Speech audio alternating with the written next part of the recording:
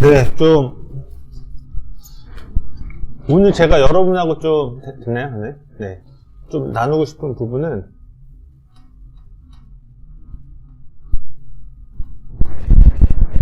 복음과 종교에 대해서 좀 얘기를 나누고 싶어요.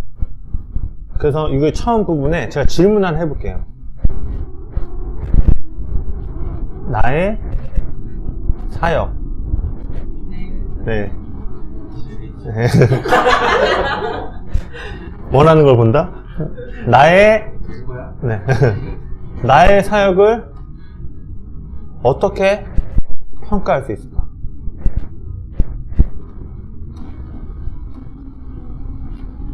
우리미가 지금 사역 또는 삶을 하나님 앞에서 잘 하고 있다는 걸 어떻게 평가할 수 있죠? 유진이가 지금, 그리고 이제 우리가 하는 이 사역이 정말 하나님 보시기에 잘 하고 있다는 평가를 해야 되잖아. 그럼 이 평가를 어떻게 할 수 있는가에 대한 좀 질문도 던지고 싶어요. 어떻게 할 수 있죠? 네? 아씨, 바로 답을 얘기해버렸네? 네. 보통은, 잘 보세요. 우리가 이것이, 만약 내 삶을 잘 살고 있다, 또는 우리가 사역을 잘하고 있다를 많은 경우에 성공의 척도로 볼 수 있는 사람도 있어요. 이건 뭐예요? 얼마나 효과적이냐.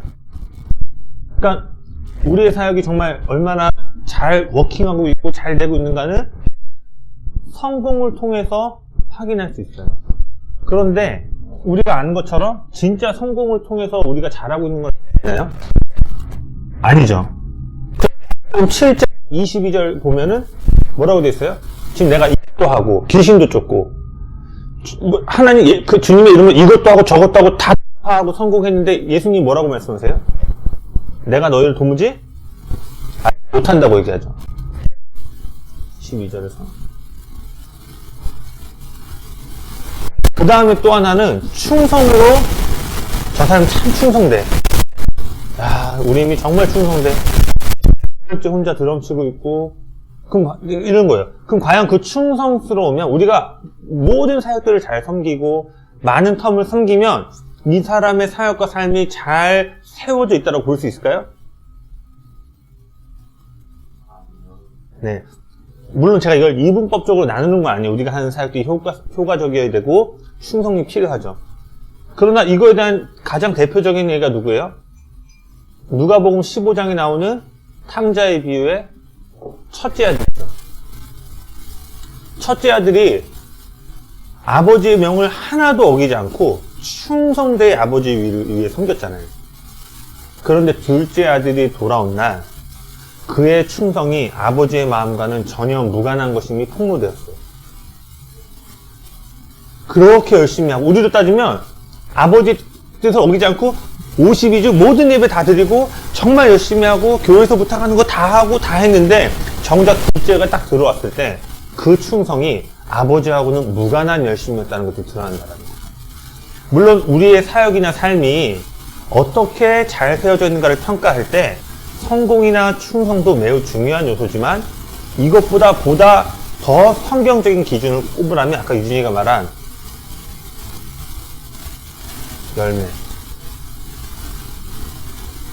열매 맺는 삶입니다.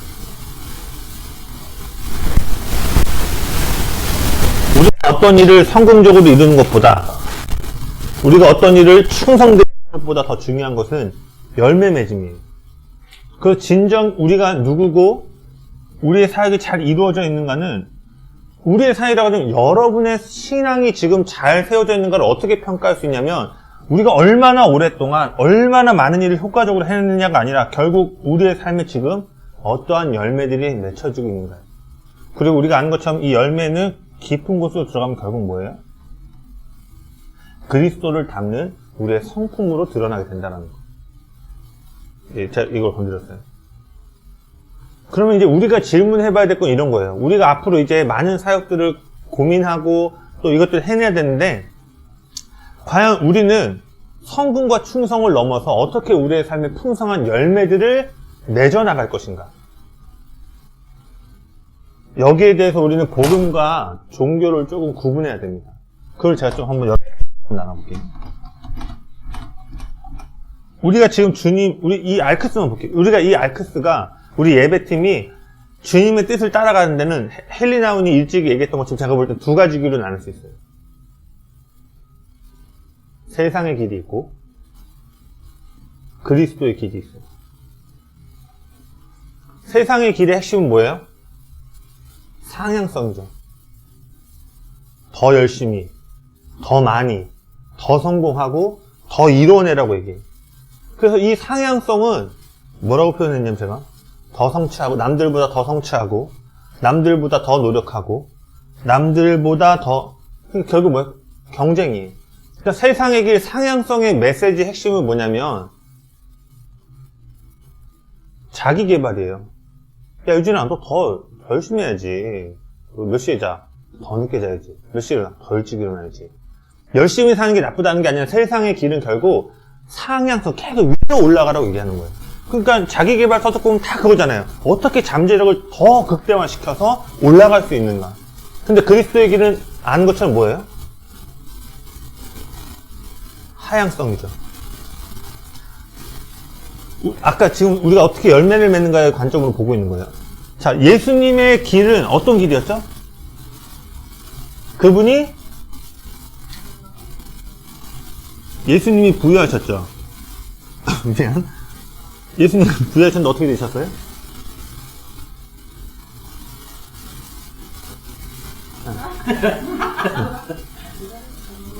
가난이셨죠. 아니, 지금 부유를 얘기했으니까. 근데 그분은 왕이셨는데 모든 이들을 섬기셨어요. 그분은 모든 권세를 갖고 있었는데 권세를 가짐으로써가 아니라 희생함으로써 승리하셨어요. 할렐루야. 제가 말하고 싶은 거는 우리가 그리스도의 길을 따르면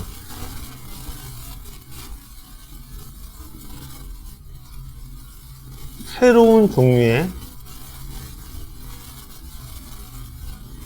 섬긴 공동체가 만들어질 수밖에 없다는 거예요.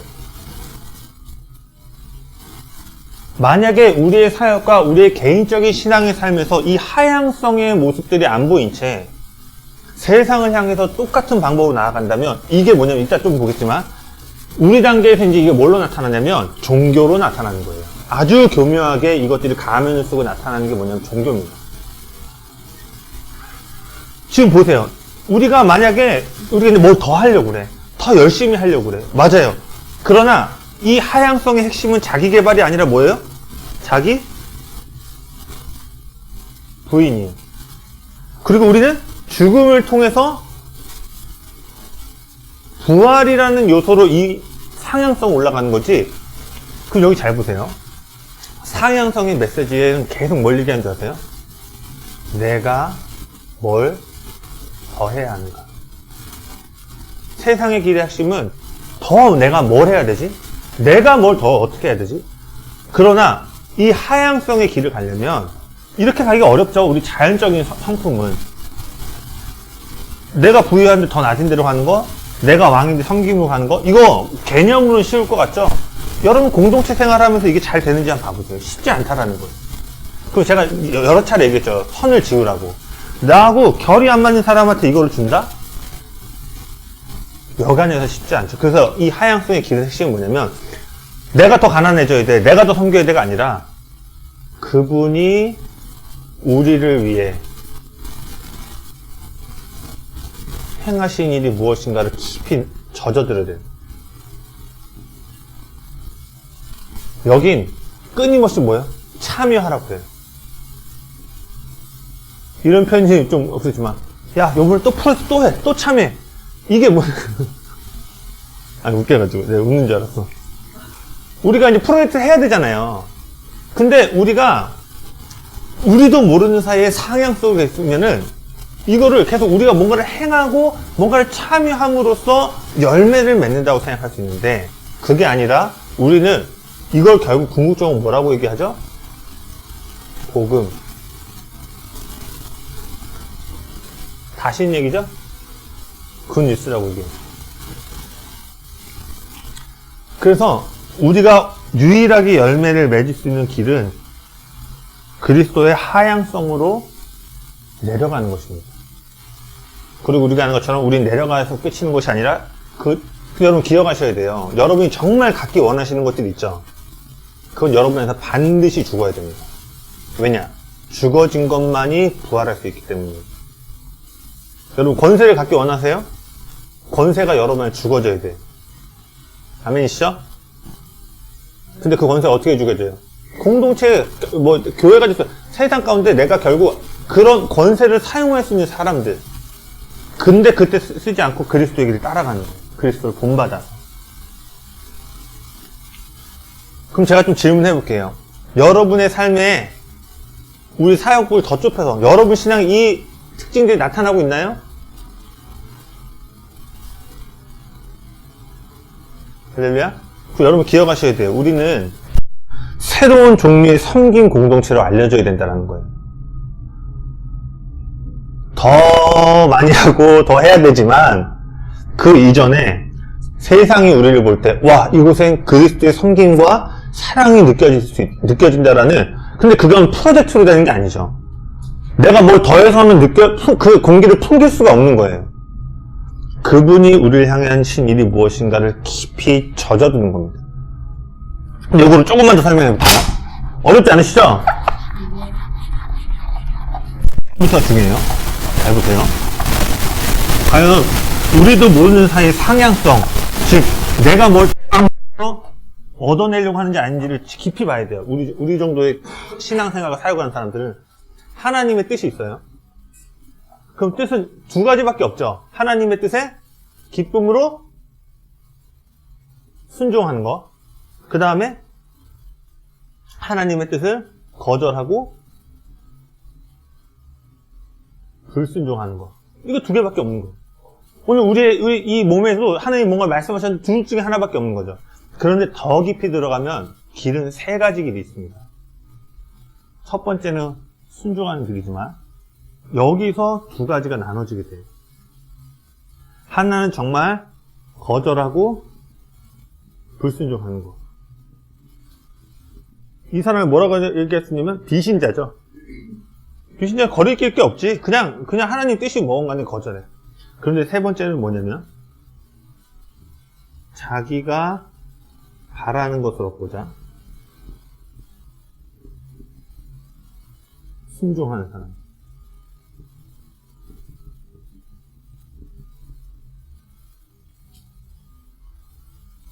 이걸 뭐라고 얘기하냐면 종교라고 얘기하는 거예요. 그리고 기쁨으로 순종하는 걸 뭐라고 하냐면 복음이라고 얘기하는 거예요. 여기에 대표적인 게 아까 얘기했던 뭐야? 첫째 아들이죠. 근데 제가 이걸 왜 얘기하냐? 잘 보세요. 얘랑 쌍둥이처럼 보여요. 얘랑 같이 회중석에 앉아 있잖아요. 너무 열심히 하고 헌금도 잘하고 11조도 잘하고 사역도 열심히 하고 똑같이 앉아 있을 때는 쌍둥이여서 구분이 안 가. 왜냐? 얘도 첫째 아들처럼 하나도 어기지 않고 하는 사람이에요. 그러니까 겉모습만 볼 때는 둘 다 잘하는 것 같지만 사실 깊은 내면의 동기는 완전히 다른 상태에 있다는 거예요. 제가 왜 이야기를 하냐? 우리가 과연 정말 하나님이 기뻐하는 사역들을 어떻게 세워나갈 것인가? 그 사역도 그렇지만 결국 그 사역은 내가 하나님이 기뻐하는 삶이 돼야 되는 거잖아요. 그래서 제가 이것들을 좀 깊이 오늘 뭔가 가르침이 아니라 좀 고민할 것들을 좀 던져드리고 정말 내 신앙과 내 열정이 복음 위에 세워져 있는가를 계속 좀 질문해보면서 나아가기를 원해요. 그래서 바울은 이 사람들 어떻게 표현하냐면 1번 그룹 있죠. 기쁨으로 순종한 사람을 마음에 할례를 받은 사람이라고 얘기해요. 그리고 이 첫째 아들인 사람은 육신의 할례를 받는 사람. 그때 그 종교인들을 그러잖아요. 너희는 마음의 할례를 받지 않고 육신의 할례를 받아. 그 세 번째는 뭐예요? 무할례자들이죠.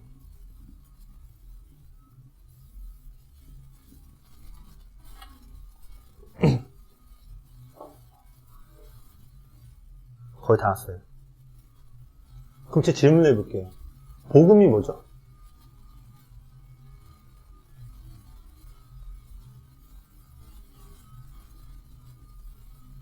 결론은 다 아는 얘기잖아요. 복음에 이끌려야 돼, 우리의 사역이. 이게 잘 전달됐으면 좋겠어요. 정전사 저랑 지금 한 거의 14년, 15년째 사역하는 거야. 한 열심, 한 충성, 사역도 성공적으로 열방도 많이 해냈어. 그럼에도 이 사역이 깊어져서 계속 질문하게 되는 것은 과연 복음에 이끌려서 내 삶이 형성되어져 가고 있는가 해서 질문하게 돼요. 복음에 이끌리려면 어떻게 해야 될까요? 우리 말씀은 복음에 이끌리는 삶을 살려면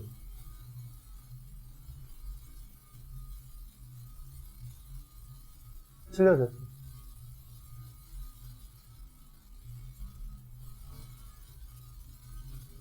이거 지금 다 동의야. 진짜 복음에 이끌리려면 어떻게 해?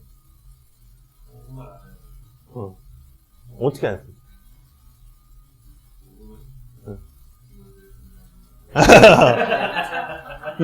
유진이는 복음에 이끌리려면 어떻게 해야 돼? 우리도 모르는 사이에 첫째 아들처럼, 첫째 아들이 뭔지 아시죠? 내 아빠가 안 이뤄줘. 그러니까 뭐야? 하시냐고. 뭐냐면 종교의 핵심은 뭐냐면 내가 공로를 이만큼 쌓아서 하나님이 반드시 이렇게 해주셔야 돼. 내가 이렇게 사역하고 이렇게 했으면 하나님 내 계획한 거에 축복하시고 문들을 열어주셔야지. 하나님을 이건 뭐냐면 조종하려는 신앙입니다. 뭐로? 내 공로와 열심으로. 이게 결국 비나이다인 거예요. 그게 뭐예요? 내가 정한수 떠놓고 몇 날 며칠 이렇게 해서 공로를 쌓으면 신이 감동해서 그렇게 해줘야 된다는 거야. 점집에 가서 복비를 내가 이만큼 대가 지불을 하면 내가 지불했으니까 원하는 거 가져오라는 거예요. 우리는 근데 아까 말했죠. 얘는 쌍둥이처럼 보인다니까. 제 아내도 첫째 아들의 모습을 많이 고백했었잖아요. 그러니까 이렇게 보면은 내가 더 열심히 하고 우리가 이것도 하고 저것도 해서 하나님이 이렇게 해주셔야 돼.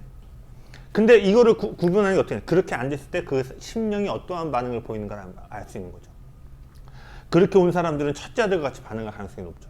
내가 이렇게 했는데 마르다도 그렇게 하잖아요. 마르다가 막 열심히 사역하는데 마르다가 앉아가지고 음성 듣기 원하니까 하나님 쟤 저렇게 하지 말라고 얘기해줘요. 왜? 나 열심히 하고 있으니까.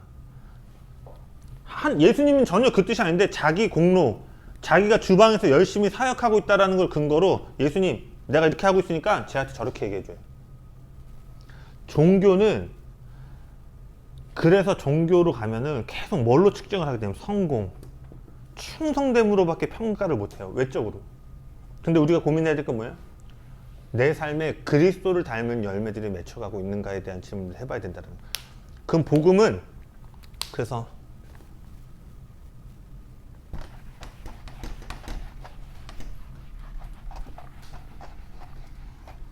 제가 결론이에요.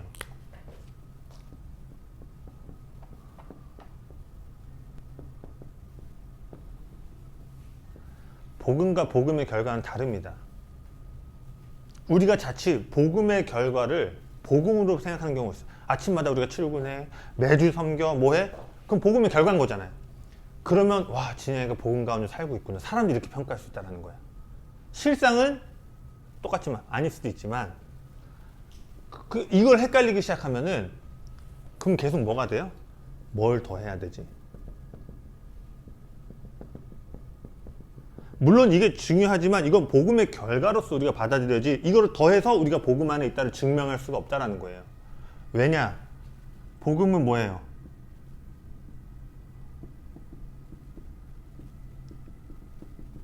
소식이에요. 여러분 뉴스 보시죠? 이번에 올림픽 있었는데 저는 다 스포츠 뉴스로만 들었는데 뉴스의 핵심은 뭐예요? 다 끝난 일을 정리해서 알려주는 거죠. 지금 잘 전달되고 있나요? 종교와 다른 종교는 뭘 하냐면 끊임없이 충고합니다. 야, 그렇게 살면 안 되지. 더 열심히 해야지. 아까 제 쌍둥이 같잖아요. 얘네가 계속 뭘 하냐면 더 열심히 해서 구원을 이루라고 얘기하는 거예요. 근데 소식은 뭐예요? 내가 이미 구원 받았으니 구원에 마땅한 내 온몸을 주님께 드릴 수밖에 없는 열정적인 삶. 그러니까 얘는 똑같은데 출발점이 다르다는 거예요. 그래서 복음에 이끌려가는 사람하고 종교에 이끌려가는 사람이 웬간해서는 쌍둥이처럼 보인다라는 거예요. 그래서 복음은 잘 보세요. 이게 마무리입니다. 듣는 거 외에는 알 길이 전혀 없습니다. 이건 뭐예요? 예수님이 우리를 위해, 복음은 내가 어떻게 살까가 아니라 우리를 위해 무슨 일을 하셨는 거잖아요. 다 끝난 스포츠 뉴스를 보듯이 다 이루어진 일에 대한 소식이 들려지는 거예요. 그럼 복음은, 그래서 믿음은 오직 들음으로밖에 이루어질 수가 없는 거라는 거예요. 근데 우리가 복음을 그냥 예수님 우리가 죄로 인해서 끊어졌고 뭐 오셔서 죽으셨고 뭐 그런 건 무미건조한 지식적인 깨달음 말고, 복음이 우리의 마음을 적시고 우리의 마음을 열정적으로 불태우는 들음의 자리를 안 가지면은 우리가 의도한 바는 아닌데 어떻게 되냐? 공로를 통해서 의를 계속 점검하려고 그래. 이건 뭐야? 너가 예수님 때문에 칭의, 예수님 때문에 너가 의롭게 된 거야 라고 해서 우리가 칭의 교리라고 하죠. 그걸 믿어. 아 그래, 내 공로가 아니라 예수님 때가 의로워졌어. 근데 실천적인 면에서는 내가 뭐를 행하고 성공했을 때 의로움을 느낀다는 거예요. 그리고 제가 볼 때는 대부분의 사람이 복음보다는 자기도 모르는 사이에 이런 거예요. 한 달 내내 드는 마음 잘했어. 그럼 뿌듯함이 오겠죠. 좋은 의미지만. 근데 내가 어떤 날은 못했어. 그럼 내가 의롭지 않게 여겨지는 거야.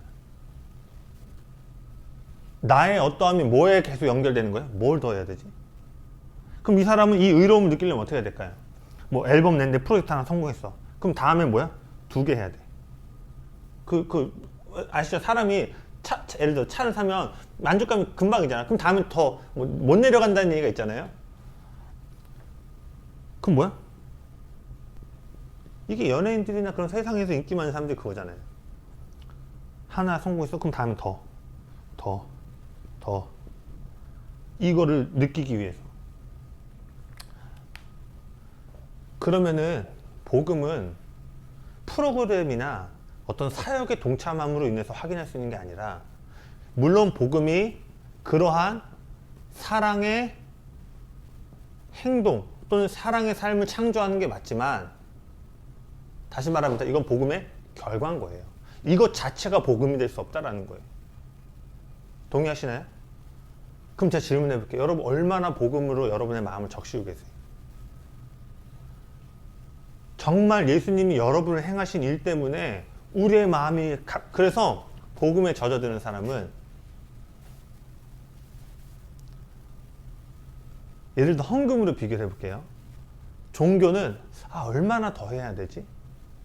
여러분 11조 질문하는 사람들 99.9%는 안 하고 싶어서 질문하는 거 아시죠? 신약에 11조가 없는데 이거 진짜 해야 돼? 과연 그 사람이 2조, 3조를 하고 싶어서 묻는 걸까요? 아니야. 대부분 나한테도 그런 질문 해보면 꼭 내야 되나? 종교는 뭐야? 얼마나 해야 되지? 사역도 얼마나 해야 되지? 근데 복음은 뭐예요? 얼마나 드릴 수 있을까?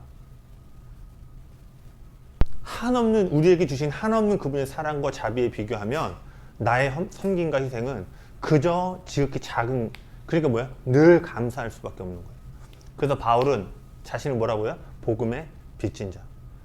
수천 킬로를 걸어 다니고 죽을 위험에 있음에도 불구하고 그가 뭐라고요? 난 복음에 빚졌다. 이 복음에 깊이 젖어들면 우리의 삶을 열정적으로 주님께 드리지 않고는 견딜 수가 없다라는 거예요. 동의하시나요? 우리가 지금 많은 것들을 계속 얘기 가운데 있어요. 그리고 정말 고민해야 되고, 아까 말한 것처럼 저는 성공과 충성이 나쁘다는 게 아니에요. 그걸 분명히 가져야 되지만 정말 더 깊은 차원에 우리가 10년 뒤에 우리가 정말 어떻게 사역했는가 하나님 보시기에 좋은 사역자 또는 좋은 신앙인으로서의 평가는 오직 열매를 통해 맺혀진다. 열매로 그들을 알리라. 그리고 그 열매는 오직 복음 안에서 살아갈 때만이 가능하다라는 거예요. 아멘이신가요? 네, 저기 꺼주시겠어요?